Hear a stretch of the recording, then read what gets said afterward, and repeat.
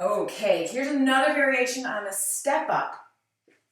So if you have a bench or a stool or something available that's nice and stable, and you want to really work on one leg at a time, because we have this natural imbalance in our body that we are one side dominant.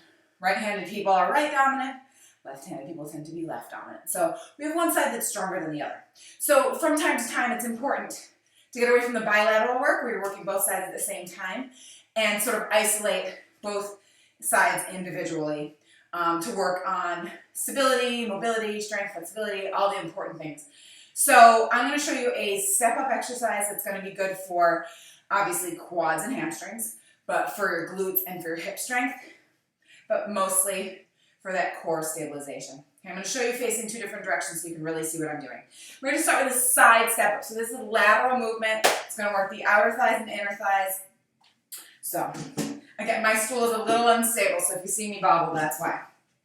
So, you're going to start with your feet side by side, one leg up on the bench. Now you can sort of turn that a little so your knee doesn't dip in. You want to make sure that you're stepping up onto a solid leg here, okay? So facing the side, you're going to go head up, boom, okay. Now if you can, if you want to, you can touch the bench. You do not have to. That's going to help you stabilize. Once you are up there, if you still have that leg hanging, it's perfect because that's what's coming next. You're going to do a dip or a one leg squat, as if there were like a little pool of water there and you were just dipping your foot into it. Then a side lift and down. Let me show it one more time in this direction. Up, dip, side lift, and down. Now obviously you can break that down into each little part individually to create other little exercise combinations, or you can just do each part individually. That's great. That will be good for you as well. So I'm going to show it to you also facing this way so you can see what's happening with my hips. All right, so we're going to go up. Catch that balance before you go anywhere. Drive your hips back. This is the squat. You're in the same position as if you were squatting on the ground. Right? Up, side lift, and then slowly down. Now the key to that part is not to drop out of the sky. What you don't want to do is this.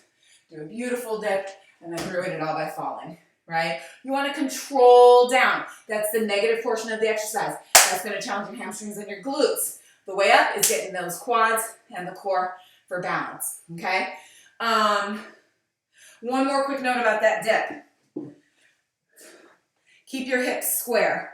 You don't want to do this where you get this twisting action. That's defeating the purpose. You want to keep those hips nice and square. Drive your hip back. Show it in this direction so you can see my leg. Drive those hips back. Keep your core engaged. You don't want this hanging out. You got to keep it engaged. Up. Fight for that balance. Lift the leg. And then carry it down. So that carrying it down is just the continuation of that dip. Okay? So again, that's going to work isolating the muscles of one side of the body. Then, of course, you do the same amount on the other side, regardless if it's your stronger leg or your weaker leg. You aim to work as balanced as possible. So good luck with that. Thanks.